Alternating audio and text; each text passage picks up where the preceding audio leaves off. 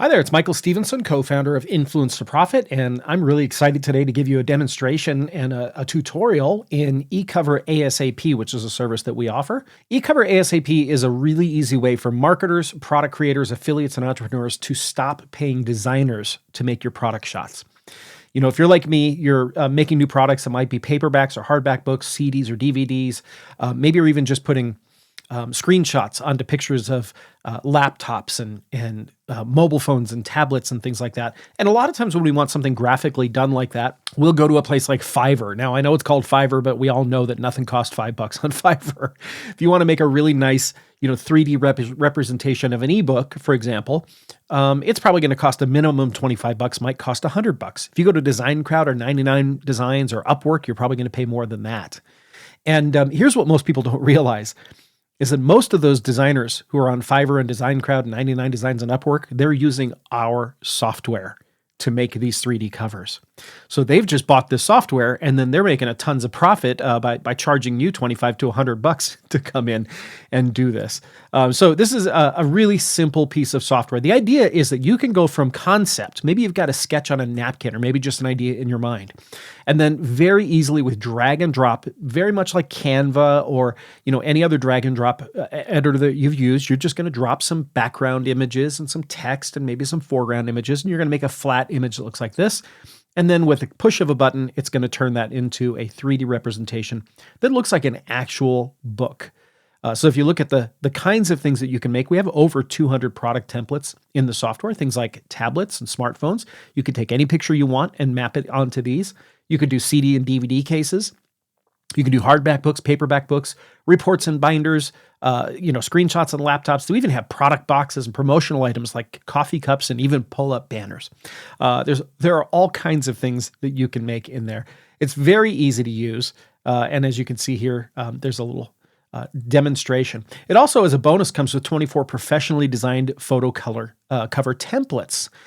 So these templates actually come in two forms. There's a Photoshop version of each one of these. So if you know Photoshop, or if you want to pay somebody, an advanced designer to do Photoshop work for you, you'll get that in Photoshop format.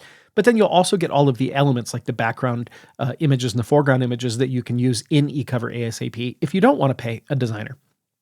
And then it also comes with a product bundle and box set builder. So these are all different projects that were made in eCoverASAP and then brought together into one image. You don't need Photoshop for that. It's built right into the software. There's also a banner and a social media image builder. So if you want to make social media images like this for our convention that we hold once a year, we do that. And lots of other bonuses in there as well. There's even a bunch of stock art that's in there so that you don't have to go out and pay iStock Photo or a website like that. Tons of free stock art. So once you log in, you're going to come to this page. The tutorial is right here on this page, which I'm updating right now. And there's a button here that says Open eCoverASAP. So just click that button. It will take you right into the software. And then first thing that you're going to see when you log in is you're going to see the menu at the top, Dashboard, My Designs, My Uploads, Create Mockups, and Create Designs. You also have your login information over here. Very first thing you see in this row is all of the designs that you've made before. Right? And so you can see since 2.0 came out, I've already made many designs in here and used these. I use these in my business, right? Here's some designs I made for my free NLP home study. This is a new lead magnet that we're about to come out with called 33 Coaching Niches. And the software just makes really beautifully rendered designs. The thing I like about these is they don't look cartoony like a lot of the box shot creators out there look, very cartoony. And then you also have marketing creatives down here. So you can create far more than just these 3D mockups. You can actually make business cards and flyers and banners and all kinds of things. Those are also available down here. So very first thing that I do is I come up here and I want to make a new mockup. So I'm going to say create mockup and click on that. If you want to make banners and business cards and things like that, that would be under create designs. We're not going to cover that in this tutorial, but most of what I cover in this tutorial also applies to the editor over there. So when you click on Create Mockup, you've got a favorite section here that you can add some favorites to. And then as we scroll down, you get to see all of the different kinds of things that we can make. So for example, magazines. If you want to make some sort of a magazine or brochure, miscellaneous items like bags and pill, if you're in the supplement or the health industry, maybe you want these bottles here, USB cards stacked. Here's some video players and things like that. Then there's binders and notebooks. They have all different kinds of binders and notebooks in here.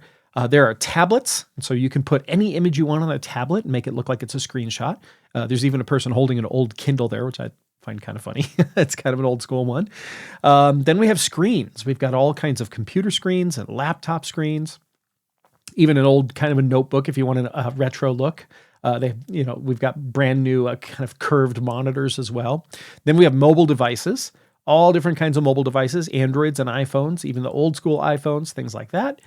Then we have boxes. So if you are making software or you're making gift boxes or things like that, maybe the monthly box, you can use those.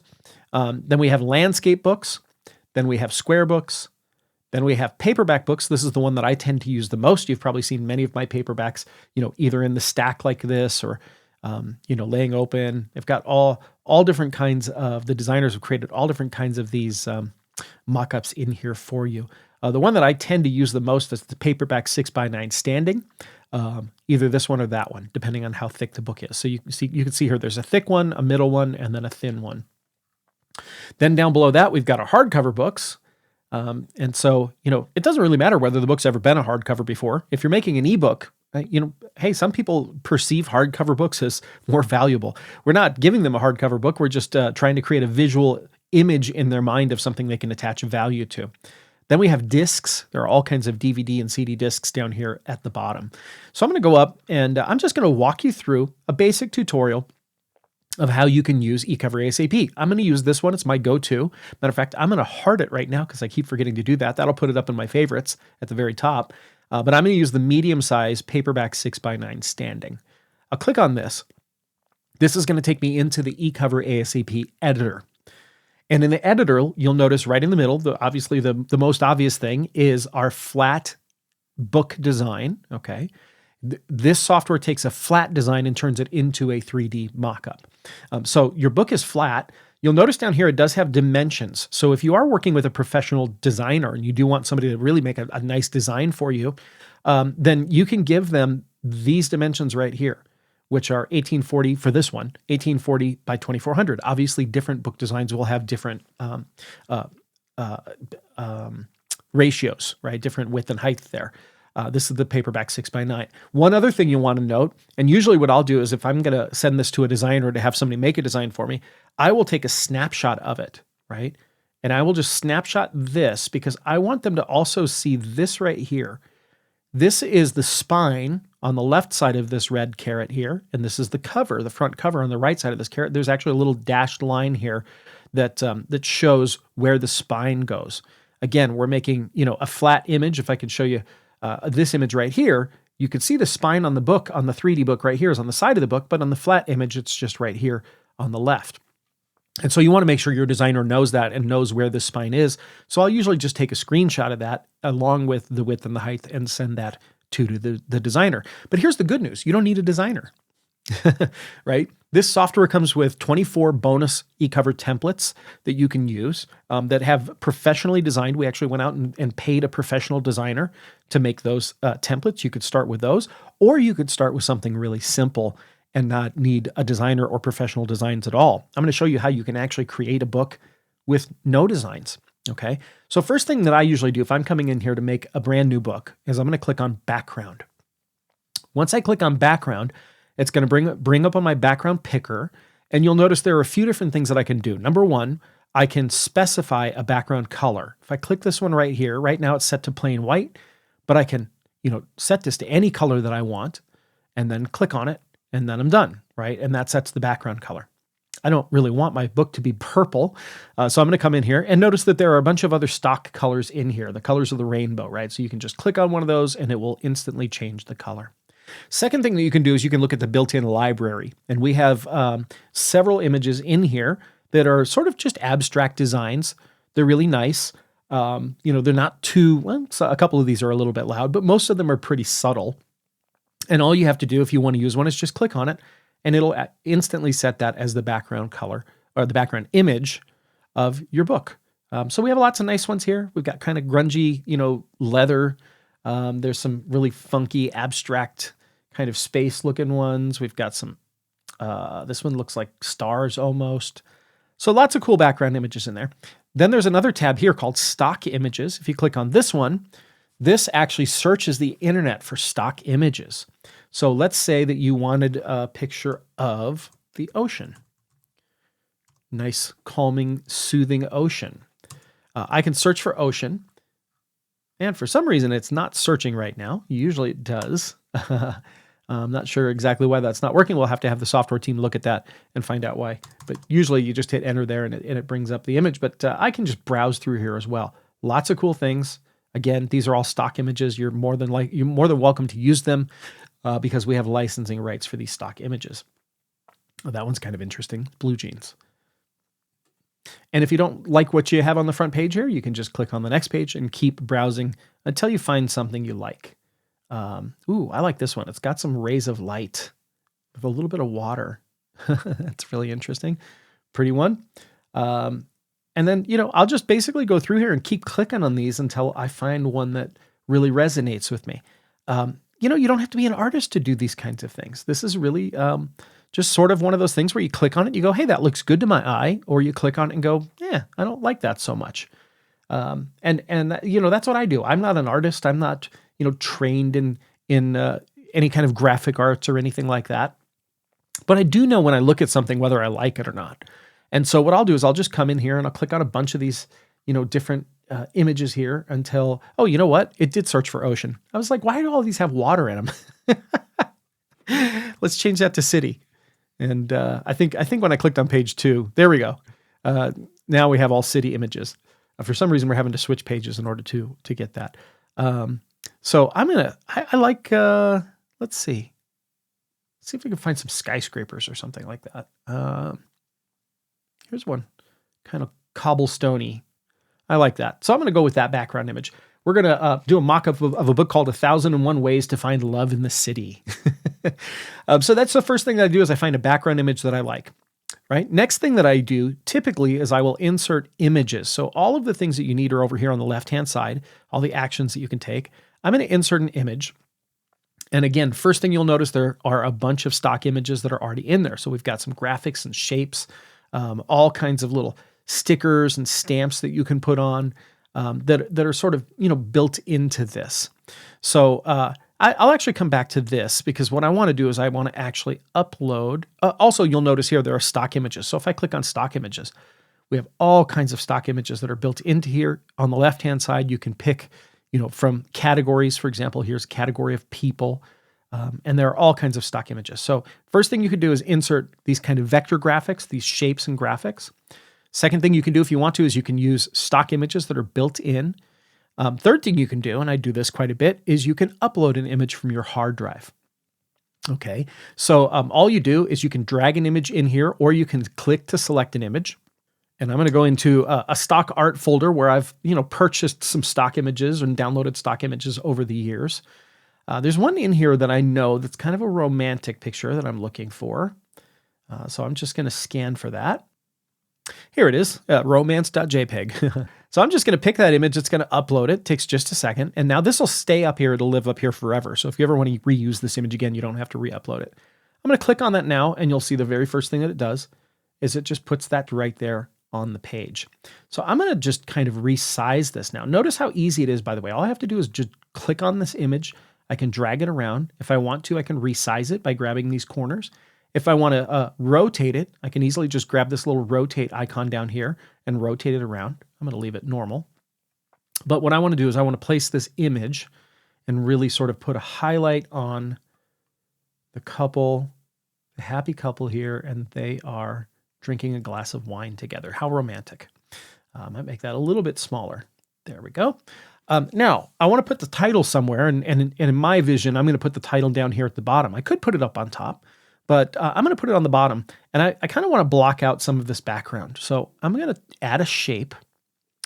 I'm going to insert images, and I'm going to look for shapes, and I just want to take a square, right? Just a black square. So I'm just going to click on this one right here, and notice that now we have a black square on the page, and I can take this and I can kind of squish it down and put it exactly where I want it to be on the page. So I want kind of a black bar here. And I'm going to do that. Notice the square has some rounded corners. I don't want those rounded corners on the screen. That's okay. So I just make it bigger than the book itself. Oh, one thing I'm not taking into account, by the way, is remember the spine. So this is where the spine is. And I want to make sure that I'm centering my image so that this happy couple is actually on the center of the front cover and not wrapping around on the spine so much. So I'm just going to adjust that image a little bit there. Great. Now I've got my black band, and I'm going to put some text in it. So this is really simple. All we have to do is click Add Text. There are 3 different kinds of text that you can add. There's heading text, which tends to be the big letters. There's subheading text, which are a little bit smaller. And then there's content text, which is kind of paragraph size. I'm going to add a heading. And as soon as you do this, you'll notice that now there are some new settings up here on the top of the screen, right? These are all of our font settings. So first thing you'll notice is that we now have a font chooser. And I can choose from all different kinds of fonts in here. We have many, many, many different kinds of fonts. I really like kind of a handwritten font for this one. So I'm looking around to see if I can find a good handwritten font that I like, which I think I like Shadows into Light. So I'm going to click on that one. I'm going to drag this down into the area where it's going to be. Remember, I want it to be centered between this red mark and the right side, not centered on the image, because then it'll come out not centered on the mock-up. One of the easy ways to do that, by the way, is what I'll do is I'll stretch this text box so that it meets right where the spine is, and then I'll stretch the other side. If you have centered text, it'll automatically center that text right in the middle there, okay? Now, I don't like orange for this. I want this to be a nice white font, so I'm just going to click the color picker right here, and I'm going to slide it down to white, and there's my white font. There are a bunch of other things that you can do here. You can change the line height. You can change the width of the letters apart, so you'll notice if I increase this number, the width gets bigger. If I decrease it, the width gets smaller. You can even go less than 0 and really squish letters together. There are some other settings in here. I'll let you play around with most of these settings yourself. In this case, you can do some special effects, like we can do some shadows. Since we're on a black box, the shadows won't really show up. I'm not going to worry about that so much, but you can do shadows and glows and things. You can center the text or left align or right align it. You can copy it, grayscale it. You can change the hue. You can blur it. You can contrast it. There are all kinds of great things that you can play around with here. But we're just going to leave all those the way they are. And just like with ClickFunnels or Canva or anything else, all you have to do is click on this text and you can edit it. So I'm just going to delete what's here. And I'm going to type in 1001 ways. Okay. Now, it's funny. Now that I type out that text, it looks a little cartoony to me. So this is what I'm talking about. I'm not a trained artist, but I can look at something and go, yeah, I don't think I like that. Oh, here we go. I like this one, Crucian script. So I just click on a lot of different stuff and keep trying things out until I like what I see. Okay. So we've got 1001 ways. Now we're going to have the next part of our book title, which is going to be called, let's drag this down, and we'll drag that down here. And this is going to be Find Love. Let me fix my title here. 1001 ways to. Actually, I think I like the 2 on the next line. Well, we'll see. Now I'm going to type Find Love. I want this to be big and bold. So I'm going to find a nice big square, kind of a thick font. Ooh, I like that one. That looks a little cartoony. That looks a little weird.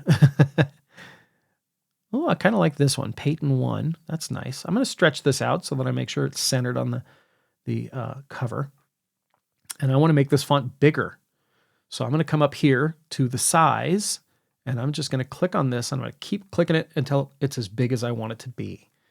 So I want it to be about that big. Keep that centered. I think I'm going to make my black box a little bit further down. There we go. And this is like kind of an obnoxious red right now. Let's see if we can make this a little bit more subtle. There we go. Find love. 1001 ways to find love in the city. One of the things you can do with text, by the way, you'll notice there is a little 3D icon up here above the text. If I click on this, then up come our styles. And there are some very cool styles in here that you can click on. I love this one. It's kind of fiery. Here's another fiery one. I'll probably play with one of those two. But you can see lots of cool styles in here, retro styles, comic styles, all kinds of things. So I'm going to try, let's see, love to me is fiery and passionate. So I'm going to click on this one right here. Let's see what that looks like. It takes a second for it to render, and then you'll see. Oh, I love that. 1001 ways to find love. And now we're going to add some more text. I'll add another subheading here. We're going to take this and drag it down. I'll make it centered on the page, just like everything else. And then I'm going to change the subheading to in the city. I don't like that color so much. So let's see if we can find another color that works. Maybe like a light blue. Maybe, you know what? Since it's the city, I think when I think of the city, I think of like bricks and cement and things like that. So I'm going to kind of go with actually just like a gray. And I'm going to make that font a little bit bigger by clicking on the font size. I don't want it too big. So I'm just going to put it like that. Okay.